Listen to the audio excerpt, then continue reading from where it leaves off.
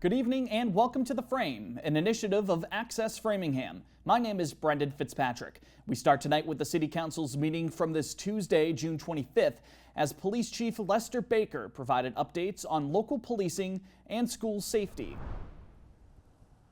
The discussion on school safety came after reports of violence within local school buildings and buses have continued recently.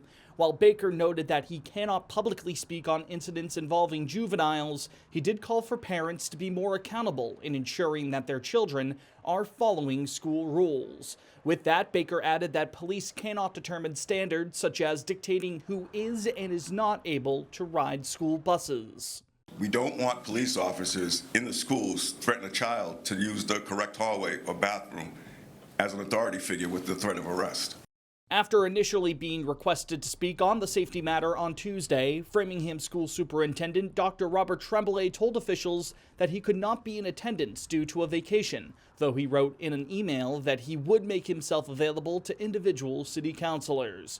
Still, District 4's Michael Cannon made a motion through the city's home rule charter to require that the superintendent attend the next city council meeting in July to address this matter.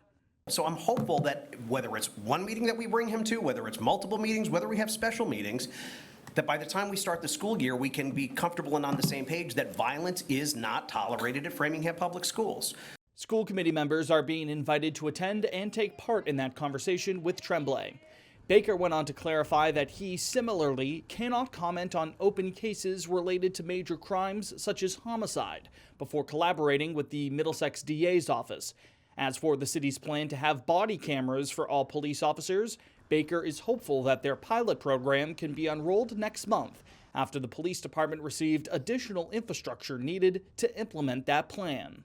I don't have a specific date, but we did accomplish all that in the middle of a fiscal year, and we are ready to roll out the program. And yes, it will start out with the 10% pilot program, and that way you work out the kinks and bugs so we get the system up and going.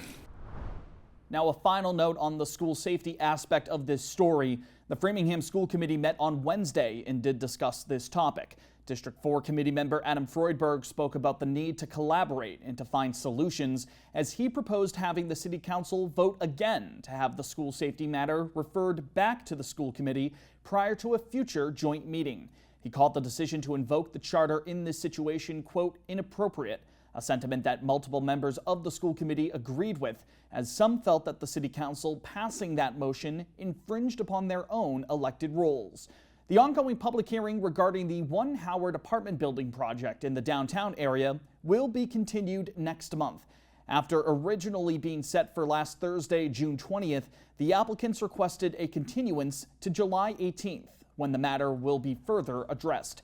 One Howard LLC is a part of the larger Boston-based City Realty Group. Their proposal is for a 6th-floor apartment building along Howard Street adjacent to the Armenian Church of the Holy Translators. The building would hold more than 130 units.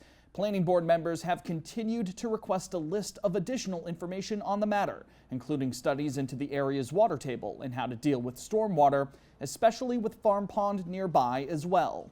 This public hearing in particular keeps getting continued and continued and continued and continued, and this is a bit of, like, it's a little bit of time wasting, you know, when things aren't ready. So the next time this happens, I think we're really going to push much further out there because we're just wasting a lot of time. Meanwhile, the Planning Board's public discussion regarding the MBTA Communities Act will continue at 7 o'clock tonight, June 27th.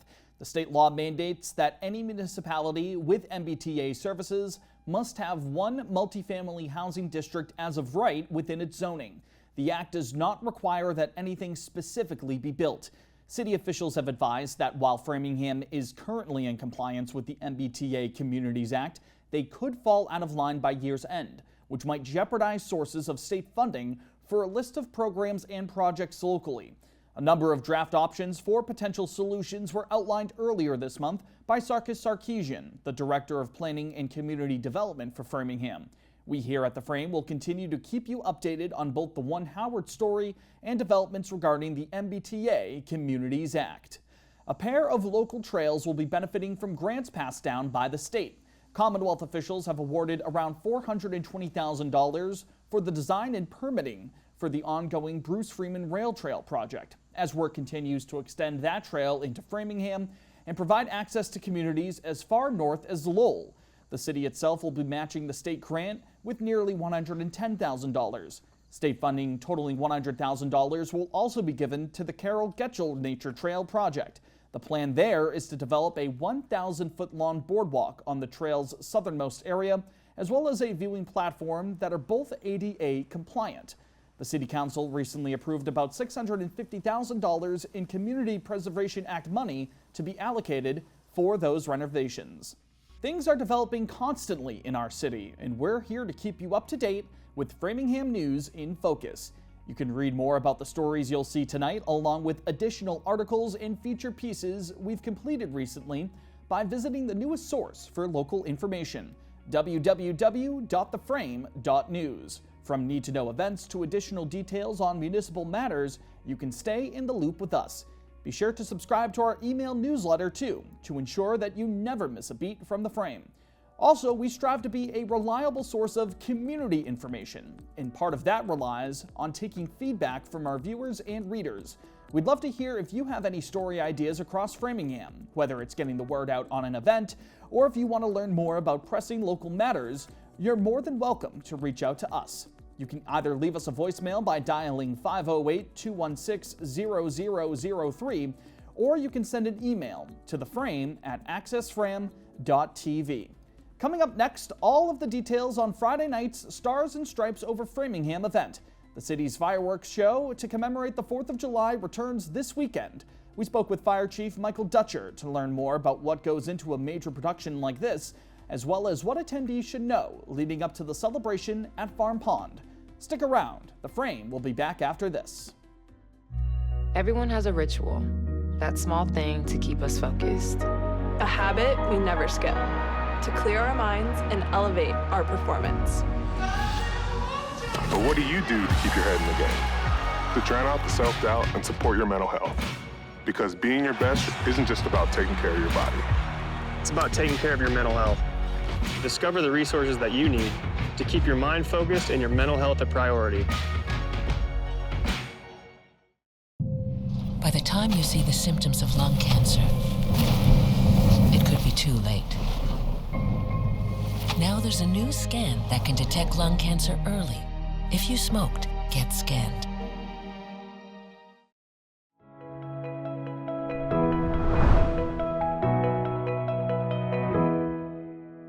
And welcome back. It's now time for our weekly focus. With the 4th of July just days away, the city is gearing up for its own Independence Day celebration, Stars and Stripes Over Framingham. The family-friendly event, complete with musical performances, food trucks, and of course, a dazzling display of fireworks over Farm Pond, will be making its return following last year's successful relaunch.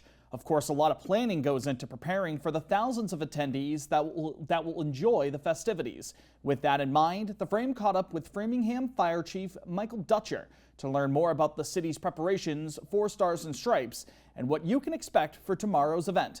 Mackenzie Wright has the story. We've been planning for about 6 months, and just to compare, it's about how long we plan for the Boston Marathon every year, and that we know what kind of event that is. So the team, from fire, police, DPW, Park and Rec, Health, everybody is just they get together, once every few weeks, and the plan is just top notch.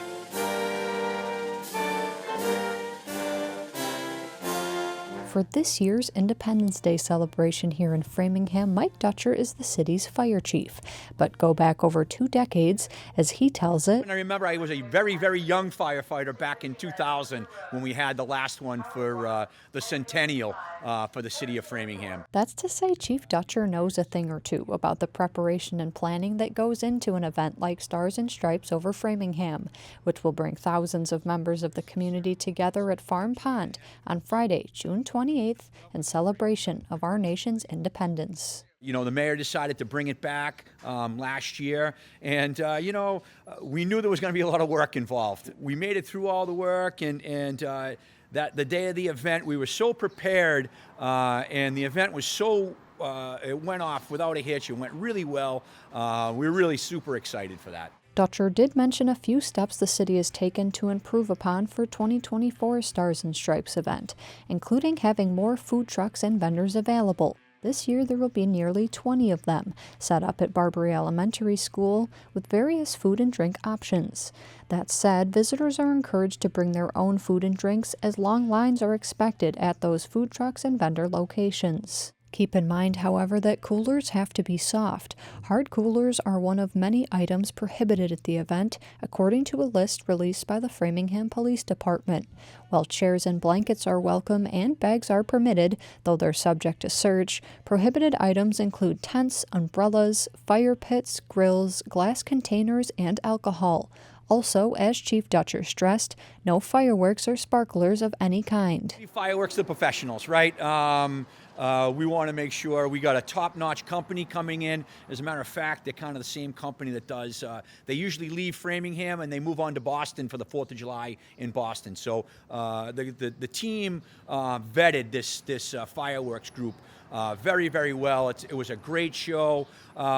We think we've taken care of a lot of the safety issues. We want people to come and enjoy themselves. The event will start at 5 p.m. and fireworks are scheduled to go off after 9. Traffic and parking may require some planning in advance, as Dudley Road will be closed from Dr. Harvey Cushing Road to Fountain Street between 4:30 and midnight. There will be limited free public parking lots on a first-come, first-served basis throughout the area surrounding Farm Pond, which will be open starting at 4. Be aware that many streets themselves will be posted as having no street parking. The city has released a map online, complete with those details and more in English, Spanish, and Portuguese. You can check that out by going to www.framinghamma.gov and then clicking on the tab at the top of the site entitled Fireworks Event. It should be a nice night tomorrow, so if you're going to be at Stars and Stripes over Framingham, we'd love to hear about it on social media. Show how you're celebrating the holiday on Instagram and X. Both of our accounts can be found at @framenews_. Follow us for updates across the city. Subscribe to the Access Framingham YouTube channel and hit the bell icon there so that you never miss an episode of our weekly program when they're uploaded online. Also, find us on Facebook just by searching for The Frame. Now, before we step aside for a moment, we'd like to remind you that The Frame is an initiative of Access Framingham, your local community media center located right by the Center Common. With opportunities to learn and create with traditional and new media, membership is open to all who live, work, or study in the city. Recently, our AFTV team was on hand at the Framingham Public Library's Truck Day. The library held its summer reading kickoff event as big trucks were also available to explore at Hemingway Elementary School. Our own intern Ezra Jaguar put together a reel of some of the event's highlights. Let's take a look.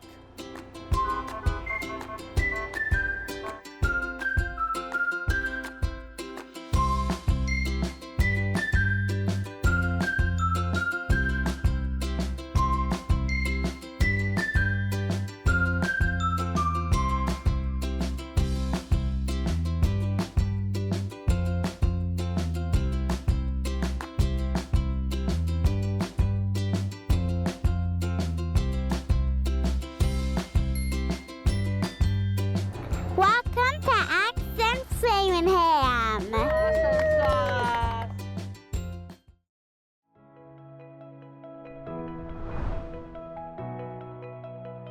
Welcome back in. Let's see what else is happening in our city as work on the Saxonville Water and Sewer Improvement Project began this Tuesday, June 25th. The project was implemented to boost infrastructure for local residents and business owners, according to city officials. Construction will be carried out along Elm Street from McGrath Square to Chestnut Street, as well as on Chestnut and on the lower parts of Edward Street. The city is warning drivers that there will be no turning lanes on Elm Street during construction, while traffic will alternate between 1 and 2 lanes depending on where the work is being carried out. Chestnut Street will be blocked to through traffic during construction, with access being rerouted through the back of Stapleton Elementary School. Edward Street will also be impassable with access maintained through Maplewood Street. Construction will run from 7 a.m. to 5 p.m. on weekdays. Night construction may occur along Elm, but those in the area will be notified if that happens. Residents and business owners will also be given a minimum of 24 hours notice for any interruptions to water services. Permit stickers for the 2025 fiscal year will be on sale starting Monday, July 1st. The Framingham Department of Public Works has advised that these stickers, which are required for entry to the city's recycling center on Mount Waite Ave and the yard waste facility along Dudley Road, will be available for $20. The permits will be valid through the end of next June. Those looking for a permit can buy one at the DPW's Operations Center on Western Ave or at the Recycling Center when it's open. Proof of residency is required. Residents are invited to the grand opening of the new Arlington Street Park this upcoming Tuesday, July 2nd. Thanks in part to $500,000 in Community Preservation Act funding and additional money from the city's capital improvement plan, improvements have been made to the area after ground was broken last fall. Located at the corner of Arlington and Gordon Streets, the park features a dual-purpose basketball and futsal court, a playground, and a splash pad. Guests are invited to the grand opening, which will be held from 4 to 6 p.m. It will feature a picnic with hot dogs, hamburgers, and refreshments. Carpooling is encouraged as on-street parking will be limited. And finally this evening, bringing things back to the holiday on Thursday, a quick reminder that there will be closures and service delays due to the 4th of July. Municipal offices, local libraries, and post offices will be closed, while trash and recycling collection will be pushed back a day. The MWRTA will not be offering fixed route or Catch Connect services, while their demand response shuttle will be limited. That'll be it for this week's edition of Framingham News in Focus. We're off next week due to the holiday, so we here at The Frame would like to thank you for watching tonight, and we hope you enjoy your Independence Day. Until next time, I'm Brendan Fitzpatrick. Take care.